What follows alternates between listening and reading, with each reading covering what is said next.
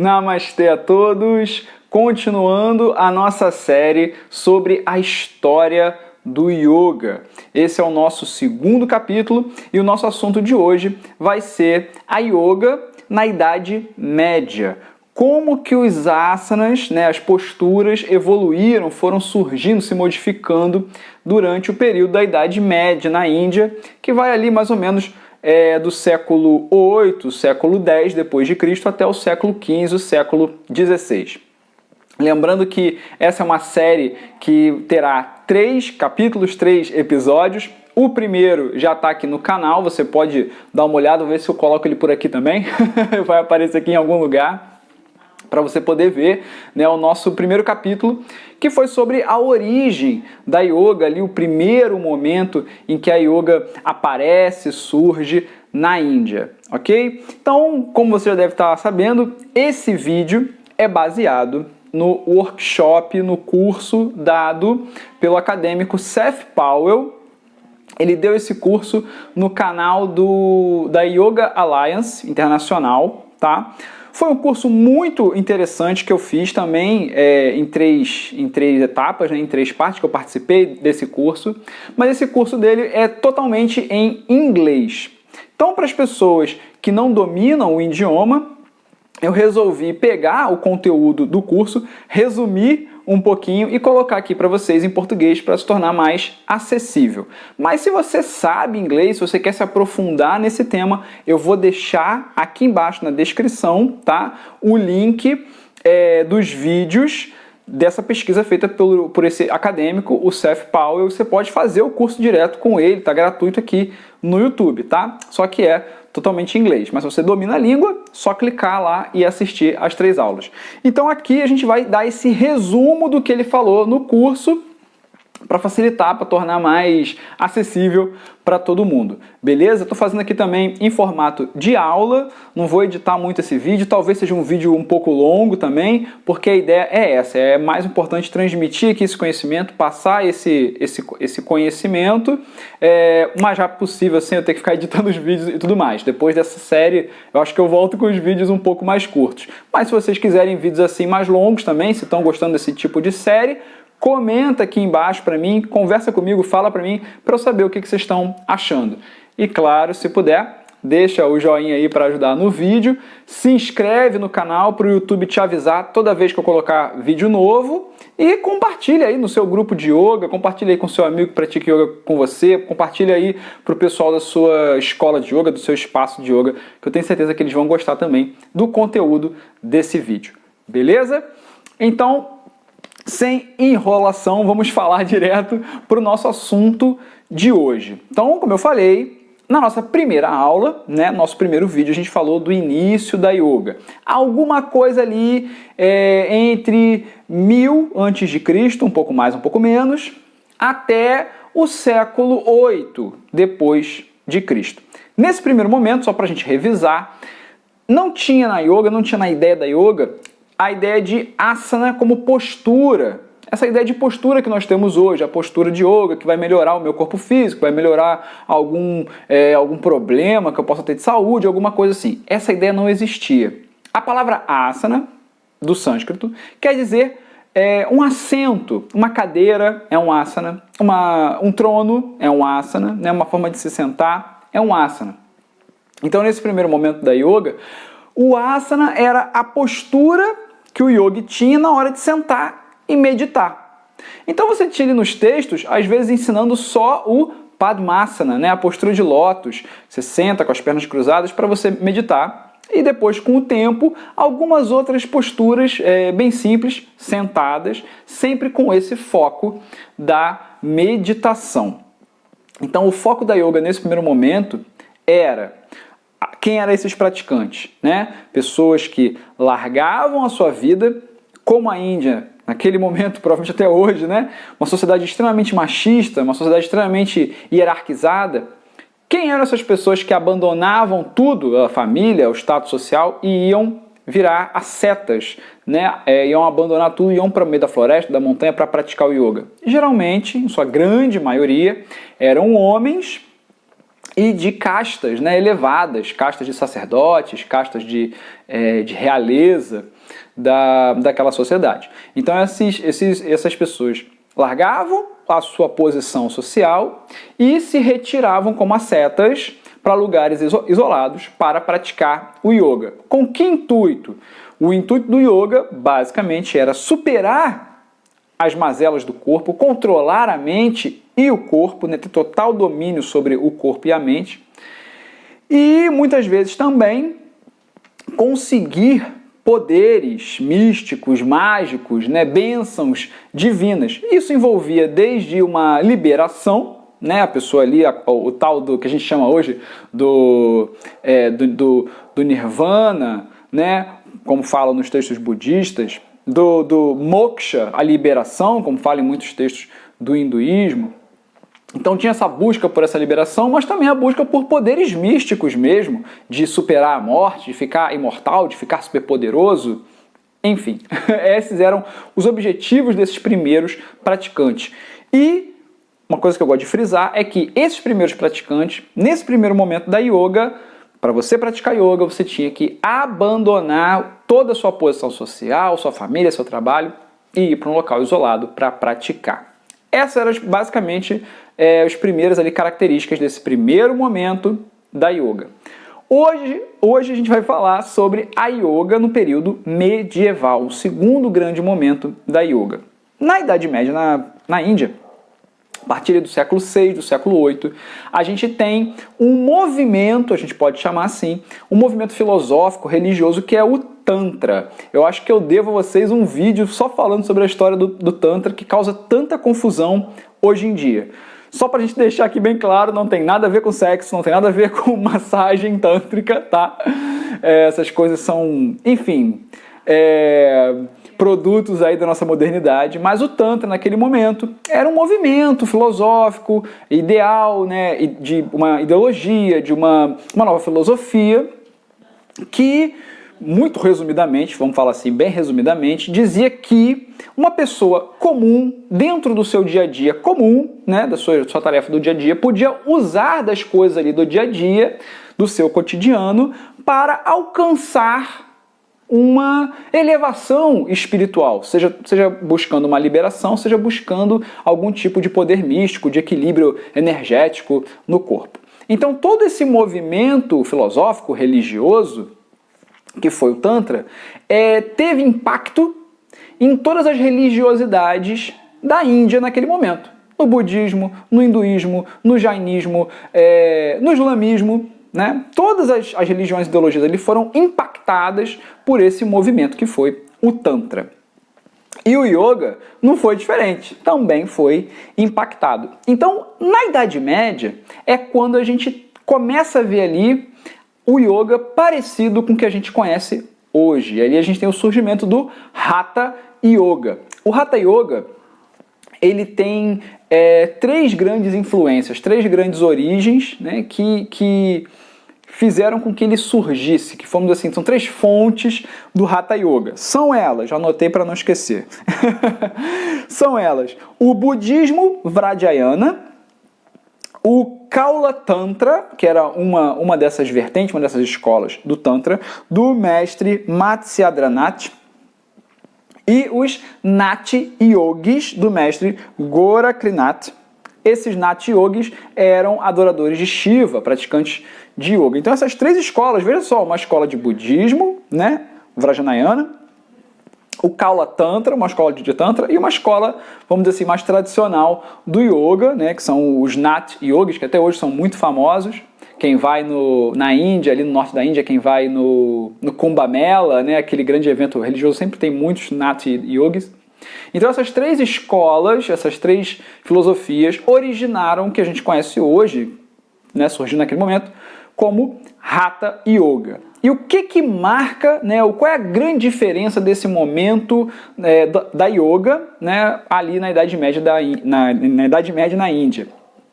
as grandes diferenças, melhor dizendo, as grandes diferenças são, primeiro, com a influência do Tantra, qualquer pessoa pode praticar. Você começa a ver escrituras que aconselham uma postura ou um tipo de prática para pessoas que têm família, pessoas que têm uma casa, que têm um trabalho, né, que têm uma vida mais comum, mais normal. Então, começa a desaparecer aquela ideia de que somente um eremita, um asceta, conseguiria a elevação espiritual.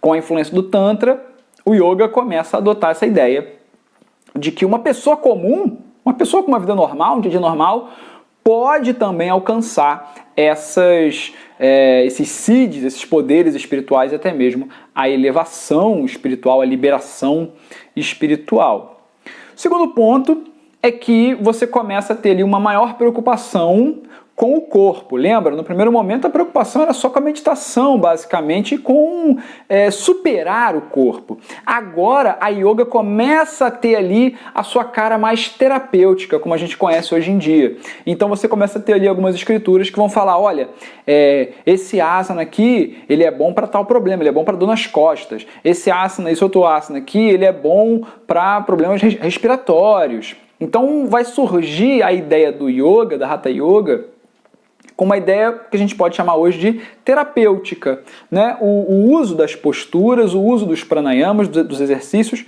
para você curar a doença, para você ter um corpo mais saudável, né? Então olhando para o corpo nesse sentido, nesse olhar de cuidado com o corpo. Terceiro ponto, que é interessante também, que surge, é do corpo sutil, o equilíbrio das energias do corpo sutil. É nesse momento, na Idade Média, que surge a ideia de Kundalini, por exemplo, né? Essa ideia dos nadis, das energias, dos campos energéticos, dos chakras. Os chakras também são algo bem interessante, porque nesse início os chakras não necessariamente tinham uma ideia de polos ou campos de energia do corpo sutil.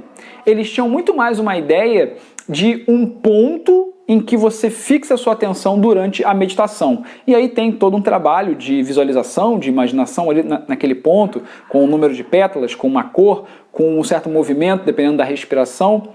Depois é que essa ideia surge de chakra como um ponto energético, mas no início eles eram somente pontos de concentração para você mergulhar mais profundamente na sua meditação. Várias escrituras nem concordam com o número de chakras. Alguns vão falar 7, como a gente sabe hoje, outras vão falar 15, 20, 21. Enfim, esse é outro assunto que ia ser interessante a gente falar aqui sobre os chakras, mas só para a gente passar por alto aí, para a gente ter uma ideia. Então eu acho que esses 3 pontos são o mais importante para a gente comparar do yoga na Idade Média com o yoga lá na sua origem. Esses 3 pontos para mim são os mais importantes. Primeiro, o yoga agora é praticado por todo mundo. Qualquer pessoa pode praticar, qualquer pessoa pode obter os resultados da yoga. Segundo, o yoga agora se preocupa mais com a saúde. O yoga se torna mais terapêutico, né? As posturas, os pranayamas visam atender problemas do corpo, problemas de saúde. E o terceiro ponto é essa preocupação, esse estudo, né? Essa ideia do corpo sutil, dos chakras, das nadis, da kundalini e tudo isso junto. Esses eu acho que são os pontos mais importantes para a gente comparar, aí ter uma ideia do yoga medieval com o yoga lá nos seus primórdios. Tá? Uma coisa que é interessante é que se no primeiro momento a palavra asana estava relacionado com qualquer coisa que você senta, com um assento, com a transmissão do yoga e a popularização do yoga e dessa prática, o asana, essa palavra asana, começou a se tornar um sinônimo para qualquer postura corporal. Qualquer tipo de postura corporal passou a se chamar asana. Então, as posturas do yoga se chamavam asana, mas também temos escrituras que, por exemplo, falam sobre a luta, né, o wrestling, como fosse uma luta, um vale-tudo indiano, né? E as posturas que estão lá nessa escritura ensinando os lutadores a como lutar, como derrubar melhor o adversário, são chamados de asanas. Essas posturas corporais são chamadas de asanas. Outra curiosidade são os textos eu anotei aqui, os Kama Shastras, né? Kama, essa palavra tem a ver com prazer, Shastra, escritura. Então são escrituras sobre o prazer sexual, e ali elas apresentam várias posições sexuais que um casal pode fazer, e também nessa escritura chamam essas posições de asanas. Então, olha que interessante, um assunto que a gente tratou no primeiro vídeo, e eu volto aqui. Toda vez que a gente olha para trás, que a gente olha para a história, a gente tem que buscar entender o contexto daquele momento, daquilo que está sendo analisado. Vamos dizer que uma pessoa pega hoje, uma pessoa desavisada, pega hoje um texto desse, por exemplo, o texto da luta, né? Em que lá está ensinando como lutar. E aí ele vê lá que aquela postura de luta está escrito asana. Aquela postura de luta, né? Esse negócio que eu pego aqui a pessoa e derrubo é um asana. Esse outro aqui que eu dou uma banda no cara é um asana. E a pessoa pode achar que essa luta é um yoga. E na verdade não é. Ou a pessoa pode pegar o texto, como a gente falou aqui, o texto dos Kama Shastras, né? E ver lá aquelas posturas que tem a ver com relação sexual, que está escrito lá que são asanas, e achar que aquilo ali é yoga. Só que na verdade não tem nada a ver com yoga. Por quê? Porque a gente precisa entender o contexto que aqueles textos, que de repente aquelas escrituras surgiram. Então, naquele momento, a palavra asana já não tinha mais a ver com yoga. Ela se tornou popular, ela se tornou, foi para a boca do povo, como a gente fala, né?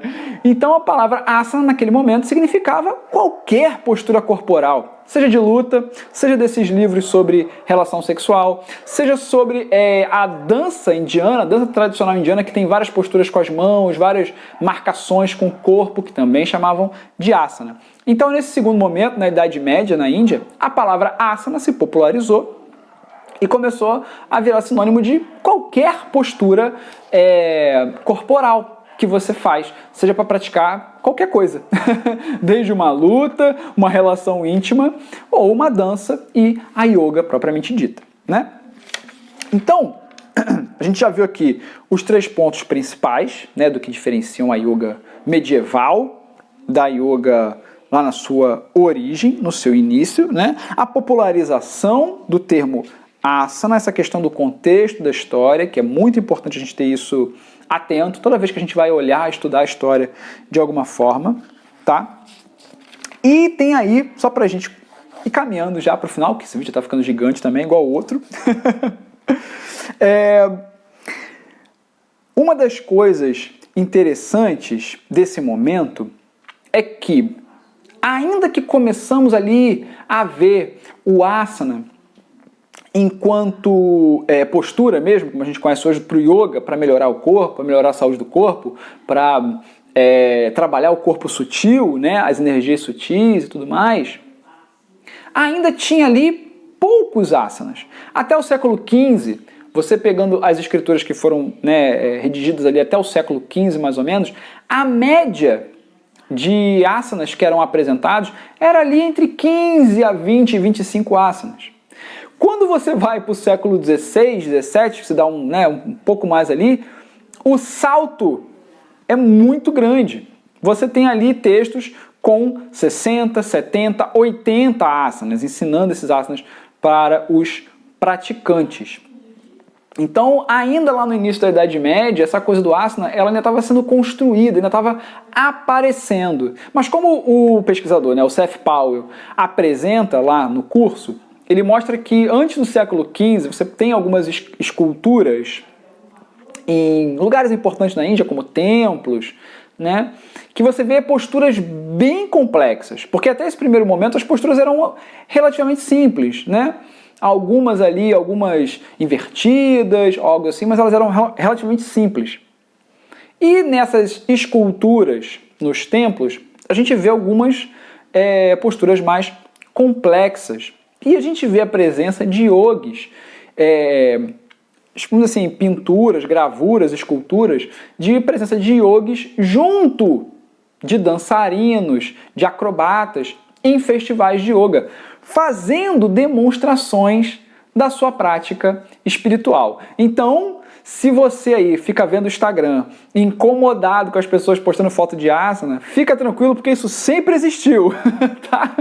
Se você ficar nervoso com isso sempre existiu na yoga lá atrás, 1000 e tantos anos atrás, já tinha na Índia antiga, né? Então você já tinha, né, brincadeira essa parte, mas você já tinha essa forma dos yogis se mostrarem para a sociedade nesses grandes festivais na Índia. Então eles iam lá, como eu citei aqui o Kumbh Mela, né? Então eles iam lá e demonstravam, né, a sua capacidade, a sua flexibilidade, a sua capacidade de concentração, meditando, botando a perna atrás da cabeça, fazendo invertidas durante dias e tudo mais, ficando sem comer, aquela coisa toda. Então essas demonstrações, provavelmente, né, o que a gente conclui aqui, provavelmente, essas demonstrações públicas foram que começaram ali a impulsionar essa complicação dos asanas, tornar os asanas um pouco mais complexos, um pouco mais complicados, porque sempre teve esse aspecto, né, de apresentação, de mostrar a prática para a sociedade. Talvez como uma forma de as pessoas chamar atenção para as pessoas, aí as pessoas chegarem para perto e aí terem uma prática espiritual. Talvez como uma forma de só mostrar que o yoga é da hora, não sabemos. Ainda a gente não tem como saber. Mas o importante é a gente entender que esse tipo de prática sempre existiu, né? E sempre foi usado aí pelos yogis para demonstrar a yoga para os públicos, né? Os públicos leigos, as pessoas que não estão ali no meio da yoga. Ok? Então eu acho que a gente já falou aqui sobre os pontos mais importantes desse momento, tá? Da yoga na Idade Média. Então a aula de hoje basicamente pega aí do século VIII até o século XVI, XVII, até o século XVI, que é o período aí medieval da Índia antiga. Tudo bem? Esse é um vídeo sem cortes, é um vídeo como as minhas aulas que eu dou online no curso de formação, nos meus cursos, então é uma aula direta, sim. Espero que vocês estejam gostando. Se você quer saber mais sobre a história do yoga, não deixe de assistir o último vídeo, tá? Vai aparecer em algum lugar aqui em cima, eu espero, se não já apareceu. Ou você pode procurar aqui no canal. E lembrando que ainda vai ter um último episódio, o terceiro episódio, em que a gente vai conversar sobre a yoga no período moderno, né? Como a yoga chegou aqui pra gente no Ocidente e como ela se tornou o que ela é hoje, o que hoje a gente entende como yoga. Beleza? Se você está gostando, se você tem alguma dúvida, por favor, comenta aqui embaixo, vamos conversar, vamos trocar ideia. Eu quero saber o que vocês estão achando dessa série, desses vídeos. Deixa o seu joinha para me ajudar. Inscreve-se, né? Se inscreva-se. Se inscrevam-se aqui no canal, no botãozinho aqui, eu acho que aqui, não sei, não dá para saber. No botãozinho vermelho, ativa o sininho para o YouTube te avisar toda vez que eu colocar vídeo novo aqui. Ok? Eu vou ficando por aqui. Até a próxima aula. Namastê.